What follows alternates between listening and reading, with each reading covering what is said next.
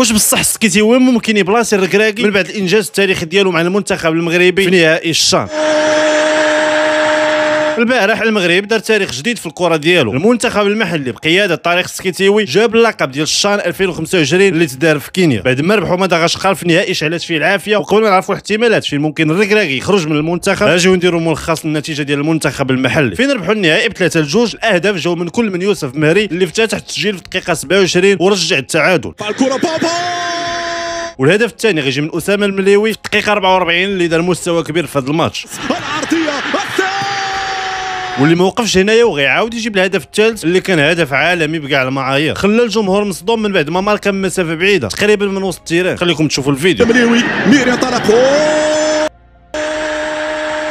هذا الهدف عطاه اللقب ديال الهداف ديال البطوله ب6 ديال الاهداف. وبهذا الانتصار المغرب شد الكاس للمره الثالثه في التاريخ ديالو بعد ما ربحها في 2018 و2020 ودابا في 2025. وهذا الانجاز ما قدر يديرو حتى شي منتخب افريقي اخر. ومن موراه كيجي في المركز الثاني الكونغو الديمقراطيه اللي ربحها 2 ديال المرات وزيد عليها ربحوا 3.5 مليون ديال الدولار كجائزه من الكاف، يعني 3 مليار ونص سنتيم. يعني داروا انجاز مالي ورياضي في وقت واحد. ندوزو دابا الارقام ديال السكيتيوي في هذا الشان. في المنتخب لعب 6 ديال المقابلات في هذه البطوله، ربح منهم 5 وتعادل في وحده، وسجل 12 هدف وتماركاو عليه غير 4. 2 منهم كانوا في النهائي بنسبه نجاح ديال 83%. وهذه راه ارقام كبيره كتاكد ان طارق مدرب كبير ماشي مجرد ظاهره ودايزه. وهنايا فين كتطرح واحد السؤال ديال واش ممكن يتبدل الركراكي بالسكيتيوي، خصوصا بسبب الحدث الاخير فين غير قبل ايام خرج الركراكي من ندوه صحفيه اللي اعلن فيها على الاسماء اللي غيلعبوا في الماتشات الجايين اللي اول واحد فيهم غيكون ضد النيجر. هذه الندوه الصحفيه اللي ما لقاتش اقبال كيف موالف الركراكي، وحتى الناس اللي هضروا عليها ما عجبهمش الاختيارات اللي كيدير لانها باقيه عاطفيه بزاف. بحال مثلا العزوزي اللي مع فرقته لاعب 0 دقيقه، وناحي اللي حتى هو 0 دقيقه. المستوى ديال اشرف داري كارثي مع فرقته ويلاه بدا كيلعب، واخو ماشي يلاه راجع من الاصابه. وكاين من الجمهور اللي قالوا بلي كان خاص الركراكي يتسنى حتى يتلعب الفينال ديال الشان، وعلاش لا يختار لعابه من المنتخب المحلي. فين في واحد التصريح ديال حريمات لاح الهضره على الركراكي الوقت اللي كان كيشكر فيه السكيتيوي. نخليكم مع الفيديو.